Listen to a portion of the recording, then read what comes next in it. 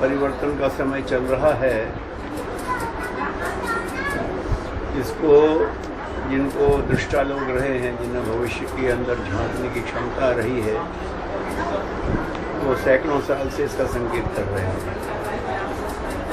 महात्मा सूरदास हों, फ्रांसीसी भविष्यवक्ता नोस्ट्राडामस हों, यूरोप के तमाम भविष्यवक्ता, फिर विवेकानंद जी, श्री अरविंद, इसी सीमा तक डॉक्टर राधाकृष्णन ने भी इसके परिवर्तन में कहा है। उन्होंने एक किताब लिखी, डॉक्टर राधाकृष्णन की है, 40s में लिखी थी उन्होंने, कल्कि और the future of the civilisation, कल्कि अथवा सभ्यता का भविष्य। कल्कि की ये परिभाषा या तो आचार्य श्री राम जी ने की है या हमने डॉक्टर राधाकृष्णन की देखी है। कल्कि आएगा, घोड़े पे बैठ के आएगा, ऐसा करेगा वैसा करेगा, वो अलंकारिक है।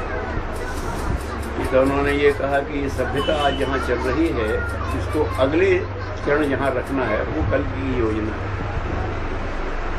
कल की सभ्यता का भविष्य। आचार्य जी ने अपनी पुस्तक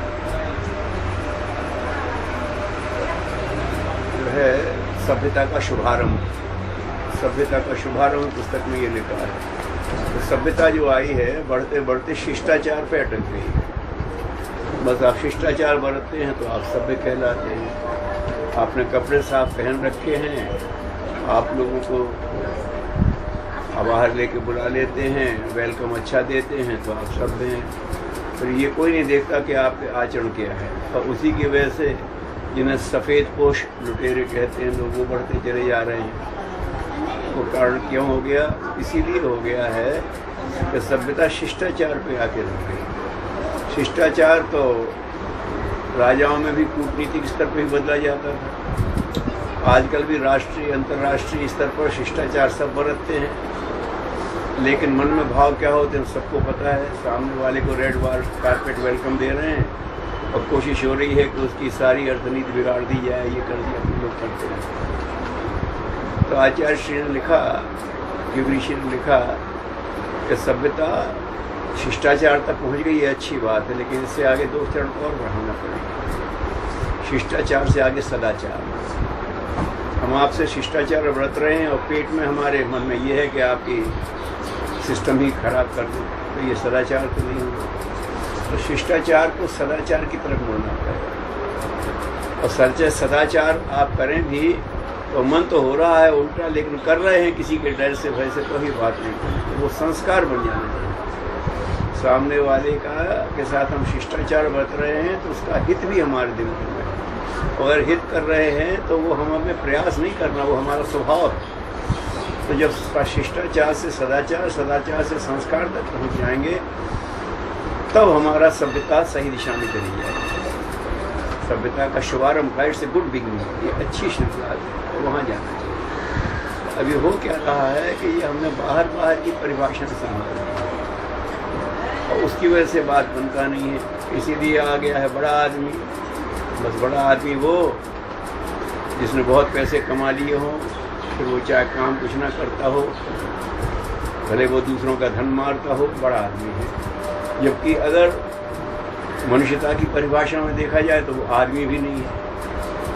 तो ये जो चीज़ें इसको लोग समझ नहीं पा रहे। गुरुदेव ने कहा अगर वांछित दिशा में परिवर्तन चाहिए तो पहले अपने विचार को ठीक करना पड़ेगा, विचार क्रांति करें, सोचने का ढंग ठीक करो, हमारे अंदर की जो परिभाषाएं हैं उनको सही करो।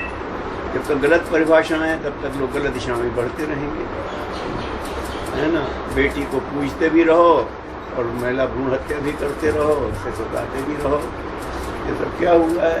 ये इसीलिए हुआ है कि आदमी की परिभाषाएं ठीक नहीं हैं। ये परिभाषाएं ठीक हो तो विचार क्रांति होगी। और जब सही परिभाषाएं आ जाएंगी तो सबको पता है कि कबीर बड़ा आदमी भले ना हो, भला आदमी जरूर था। सूरदास, रैदास बड़े आदमी भले ना हो, लेकिन श्रेष्ठ व्यक्ति जरूर थे। मीरा बड़ी व्यक्ति ना हो, रानी तो रही नहीं वो, लेकिन वो महान महिला जरूर थी। तो फिर यहाँ से बात फिर समझ में आ जाती है कि फिर उस पर चलने का तो क्यों नहीं चल पाते भाई। उस आदर्श पर चलने का साहस चाहिए। आदर्श पर चलने के लिए बहुत स्टेमिना लगता है। हर खिलाड़ी चाहता है कि मैं बहुत बढ़िया खेलूं, लेकिन जब खेलता है तो मैदान में स्टेमिना चुक जाता है, गड़बड़ा जाता है। बैटिंग ठीक कर रहा है, अब थकने लगा तो गलती कर बैठा, आउट हो गया। पूरा फील्ड डिस्टर्ब करके दूसरे के गोल तक पहुंच गया, वहां तक दम फूल गया तो गोल बाहर मार दी बॉल। तो स्टेमिना चाहिए, और स्टेमिना लंबी साधना से आता है, खरीदा नहीं जा सकता स्टेमिना। आप स्टेमिना खरीद लेंगे? नहीं, खरीद नहीं सकते। किसी का छीन लेंगे? नहीं, आप छीन भी नहीं सकते। तो आप क्या करेंगे? चुरा लेंगे? नहीं, हम चुरा भी नहीं सकते। अच्छा, रिक्वेस्ट करके मांग लेंगे तो वो मांगने से भी दे नहीं पाएगा। वो तो आपके अंदर कल्टीवेट ही करना पड़ेगा। स्टेमिना तो कल्टीवेट ही करना पड़ेगा। वर्च्यूज तो अपने अंदर डेवलप ही करना पड़ेगा आपको। ये नहीं करता आदमी, सोचता चलो वो तो आ जाएंगे, काम आएगा तो गुण तो आ जाएंगे। नहीं, ये नहीं। इसीलिए गुरुदेव ने कहा कि पहले परिभाषाएं ठीक करो, विचार क्रांति करो। और विचार क्रांति हो जाए तो उन क्रांतिकारी विचारों पर चलने के लिए उतनी हिम्मत, उतना कौशल, उतना स्टेमिना, उतने शक्ति व्यक्ति सब पैदा करो। बस ये अगर हो जाए तो फिर सामाजिक क्रांति अपने आप हो जाए। गलती होती है, सामाजिक क्रांति के लिए कोशिश कर देते हैं। खाना बढ़िया बढ़िया बनाएंगे, बड़ा मन है साहब, बहुत बढ़िया बढ़िया बनाएंगे खाना। श्रीखंड बनाएंगे, लेकिन अब दही है नहीं, है तो पानी मिला है, उसमें से दही दूध है तो उसे जमाएंगे तो कैसे बनेगा। तो और चीज़ें चाहिए, वो बढ़िया चीज़ हो, तब बात बढ़िया चीज़ बनती है। अच्छा घी हो, अच्छी मैदा हो, अच्छी शक्कर हो तो मिठाई अच्छी बनेगी। और वो बेस ही गलत है तो अच्छा कैसे बन जाएगा। तो लोग ये देखते हैं जो क्रांति हम करने जा रहे हैं उसके लिए माध्यम वो कैसे हैं, तो इसके लिए तैयारी करने की जरूरत है। इसलिए उन्होंने कहा कि सामाजिक क्रांति अगर चाहिए तो विचार क्रांति और नैतिक क्रांति के आधार पर खड़ी। तो उन्होंने कहा कि कहाँ से करें, तो फिर उसके लिए उन्होंने ये कहा, नहीं साहब हम तो अपने ऊपर नियंत्रण नहीं कर पाते, हम तो अपनी बात समझ नहीं पाते। गुरुदेव ने कहा भगवान ने मनुष्य को बनाया ही इस हिसाब से है। भगवान ने मनुष्य को बनाया है तो वो हमेशा विचारपूर्ण प्रति है। ये इसका स्पेक्ट्रम है, निर्णय करने की क्षमता मनुष्य के पास है, ये भगवान ने बनाया है। तो नैतिक अनैतिक भी समझता है, और संकल्प करे तो अपने संकल्प से नई सृष्टि खड़ी कर सकता है, लेकिन नहीं कर पाता। तो फिर ये कहा गुरुदेव ने कि तो तुम नहीं, तुम्हारी समझ में नहीं आ रहे हो, तो बनाने वाले को तो पता है। अगर तुम किसी सोफिस्टिकेटेड मशीन का यूज़ नहीं कर पा रहे हो तो उसके सप्लायर से कहो कि भाई इसको एस्टेब्लिश करके जाओ। भगवान ने मनुष्य के अंदर जो अनंत संभावनाएं पैदा कर दी उनका इस्तेमाल उसी से पूछ लो ना भाई। इस रूप में उन्होंने उपासना कहा है। हम उपासना किस रूप में करते हैं? भगवान को मिठाई नहीं मिलती है, तुम उसे मिठाई चढ़ा दो, तुम्हारा मुकदमा जिता देगा। इसको उपासना कहते हैं। भगवान को कोई माला नहीं पहना तो भगवान का बड़ा मन है माला पहनने का। तुमने माला पहना दी तो वो तुमसे कहता है अच्छा बोलो अब तुम्हारा क्या करे, तुम्हारा हम लोग ठीक कर लेते, ऐसा कहता है। ये रूप नहीं है। भगवान से संपर्क का उपासना का उद्देश्य है कि भगवान ने इतना बढ़िया हमें बनाया है और हम इस्तेमाल नहीं कर रहे हैं, तो हमारे सिस्टम को वो सेट कर दें और फिर हम उसको इस्तेमाल करें। तो इस रूप में फिर उन्होंने कहा, इसके लिए प्रार्थना के रूप में गायत्री कही, उसके अभ्यास के रूप में यज्ञ कहा, माने श्रेष्ठ कर्म। उन्होंने कहा सद्विचार सत्कर्म, इसका अभ्यास शुरू करो। जब काफ़ी लंबे समय तक ये चलेगा तब वो क्षमता आएगी कि आप गलत विचारों को काट सको और गलत कर्मों को बदल सको। ऐसे ही थोड़ी हो जाएगा। जैसा अब यहाँ बड़ी गंदगी है, यहाँ साफ कर दो। तो गंदगी सफाई के नियम भारतवासियों से पूछ लो, एक से एक अच्छे बता देंगे, लेकिन सब जगह गंदगी फैलाएंगे। अभ्यास नहीं है ना, नियम मालूम है तो क्या होता है, क्योंकि सफाई से रहने का अभ्यास नहीं करते हैं। गंगा जी में नहा करके पुण्य लूटने आएंगे, गंगा जी को गंदा करके सोचेंगे हमने पुण्य कमा लिया। इस ममता में चल रहे हैं, तो ये अभ्यास लंबे होता है। इसलिए युग ऋषि ने कहा कि अभी समाज में बदलना है तो ठीक है, लेकिन अपने से शुरू करो। क्या करो? अपने अभ्यासों को वैसा बनाओ जैसे व्यक्ति तुम चाहते हो। जैसा माहौल चाहे तो उसके अनुरूप अपने मनुष्य में। नहीं साहब हमारे अकेले से होगा, अरे हमसे क्या होगा। हम माने जो परिवर्तन चाहते हैं, तो परिवर्तन चाहने वालों की बहुत बड़ी संख्या है। हम माने वो जो चाहते हैं वातावरण सब स्वर्ग जैसा बने, तो हमारी तो संख्या बहुत बड़ी है। हम कर सकते हैं, हम करेंगे तो जरूर होगा। हम माने मनुष्य मनुष्यता के लिए खड़ा होगा तो फिर कौन रोक देगा। लेकिन विनोबा जी ने ऐसा कहा है कि हमारी कुछ ऐसी स्थिति है कि मिलिट्री की छावनी में हर सैनिक कह रहा है कि हाँ भाई सीमाओं की रक्षा तो होनी चाहिए, तो क्या करें, सीमाओं पर सबको भेज दो, हमें बैरक में रहने दो। हम अकेले बैरक में बैठे रहेंगे तो क्या फर्क पड़ता है, बाकी सबको सीमा पर भेज दो। सबको यही कहता है, सीमा के मोर्चे पर कोई नहीं जाने की सोचता है। पहल करे तो अभी काम हो जाएगा, है ना। अंग्रेजों के शासन में अरे इनसे कौन लड़ेगा, जब हमने कहा हम लड़ेंगे तो अंग्रेजों के छक्के छूट ही गए। तो साजिश करती है हम लड़ेंगे, जब करने की बात आती फिर नहीं। हम लड़ाएंगे तो बात नहीं, हम तो दूसरों को बदलेंगे तो नहीं, हम बदलेंगे तो हो जाएगा।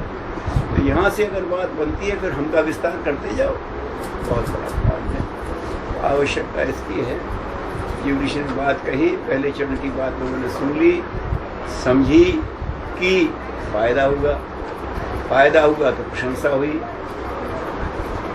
हुई तो हमने समझ ली, बस अपना युग निर्माण हो गया, हमें प्रशंसा मिल गई ना। अरे ये पहला कदम था भैया। अभी प्राइमरी पास की थी, मिडिल पास करो, फिर उसके बाद हाई स्कूल पास करो, इंटरमीडिएट करना, फिर ग्रेजुएशन में जाना, वो तो सब भूल गए।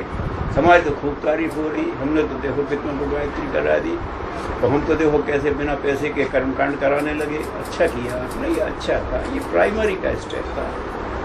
और आगे की पढ़ाई कौन पूरी करेगा। जो आपने लोगों को संस्कारों के प्रति से लोगों की आस्था हट गई थी, उधर फिर से आ गए। लेकिन ये तो आप बच्चे गर्भिणी का संस्कार तो कराया है, लेकिन बाद घर का वातावरण बदला क्या, घर की छेचे बंद हुई क्या, सास बहू में व्यंग बंद हुए क्या। अगर नहीं हुए तो तुम आधे घंटे पर संस्कार कराया है, तो 23 घंटे वहाँ कलाई मची हुई है, तो बच्चे पे क्या प्रभाव पड़ने वाला है। तो ये संस्कार जो थे, ये तो एक ब्रेक देने के लिए थे, एक दिशा देने के लिए थे, तो उस दिशा पे अमल हुआ क्या, अब ये कोई नहीं देखता। हम तो संस्कार कराया है, हमने तो आदमी को गायत्री की दीक्षा दिलवा दी, अब दीक्षा देने के बाद तो वो कितना साधक बना ये कोई नहीं देख रहा। हमने तो लोगों को यज्ञ करा दिया, तो उसके जीवन में यज्ञ कितना आया तो वो नहीं, तो फिर वही हो गया जिसको आचार्य जी ने रोका था कि तुम सिर्फ पुण्य के भाव से, भगवान जी के नाक में दुर्गंध आ रही थी, हमने सुगंधित सामग्री चढ़ा दी तो भगवान जी खुश हो गए, अब कहेंगे ले जा हमारा भंडार लूट ले जा, ऐसे कह देंगे हो, ऐसे नहीं कर देंगे। आपका प्राथमिक अभ्यास है करता।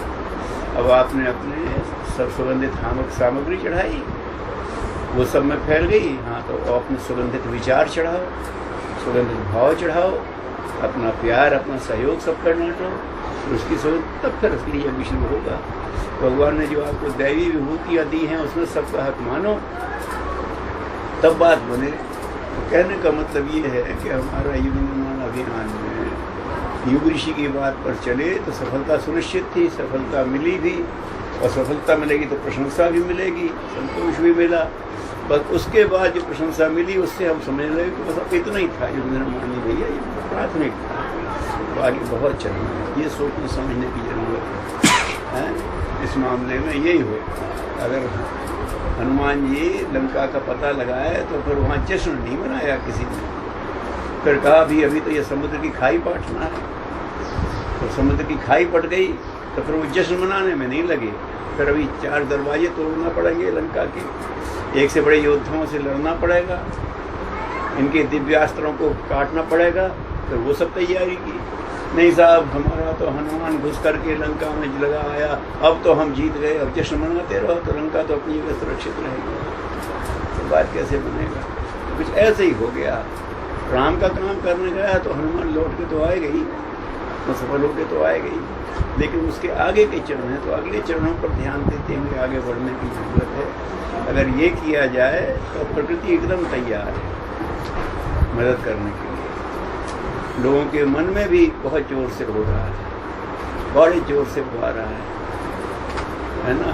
भ्रष्टाचार विरोधी एकदम लहर जाग पड़ी है, जगह जगह क्रांतियों की बात होने लगी है। मध्य एशिया में देखो तो वहाँ पर है 30-30, 32-32 साल से चला रहा था कुछ नहीं, अब एकदम सब जाग गए हैं। ये परिवर्तन का समय है, हर जगह हो रहा है, लेकिन हर परिवर्तन एक ठोस आधार चाहता है।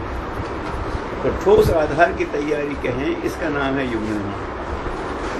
लोग तो कहते हैं बस हल्ला कर दो, आंदोलन मचाओ, परिवर्तन हो जाओ। आंदोलन करना है तो सृजन का आंदोलन करो, सृजन उतना हो जाएगा तो आधार बन जाएगा।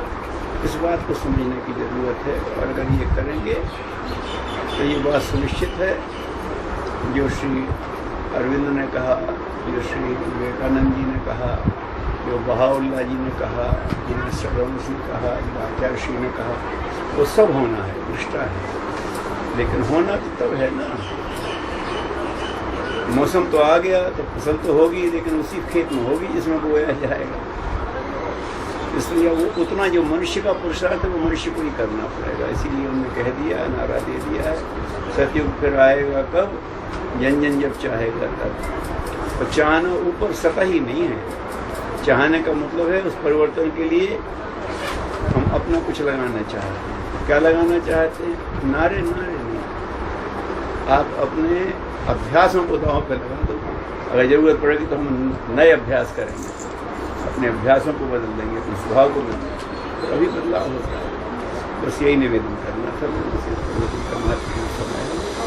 और जो भी करें, और इसको किसी एक संस्था तक सीमित नहीं रखें, क्योंकि युग निर्माण तो सबके लिए है। ऐसा तो कभी नहीं हुआ कि सारी दुनिया में एक ही संस्था रह जाए, ऐसा तो कभी नहीं हुआ कि सारी दुनिया में एक ही संप्रदाय रह जाए, तो कभी नहीं हुआ कि सारी दुनिया में एक ही संगठन रह जाए। हाँ, लेकिन ये होता है कि दुनिया में एक ही नियम चलता है। सूर्यास्त सारी दुनिया में होता है, सूर्योदय सारी दुनिया में होता है। सर्दी, गर्मी, बरसात, मौसम हर दुनिया, सारी दुनिया में होते हैं लोगों के। फिर खेत में फसलें पैदा होती हैं, सारी दुनिया में होती है। नियम है, नियम सार्वभौम हो सकते हैं, संगठन सार्वभौम नहीं हो। उनका खेत बड़ा हो सकता है, अच्छी बात है, किसी का है। तो ये देखने की ज़रूरत है कि ये इंग्लिश ने जो सूत्र दिए हैं उनको हर संस्था में उसी ढंग से लागू, उन्हीं के डिसिप्लिन में चलाओ, उन्हीं के अनुशासन में चलाओ, उन्हीं की संप्रदाय परंपरा में चला दो, कोई दिक्कत नहीं है। ऐसे ही सूत्र दिए हैं, तो इस ढंग से विचार किया जाए तो गति बहुत तेज हो सकती है, जिसकी की ज़रूरत है। समय की प्रतीक्षा करो, ऐसा हम लोग कर सकें। ठीक है।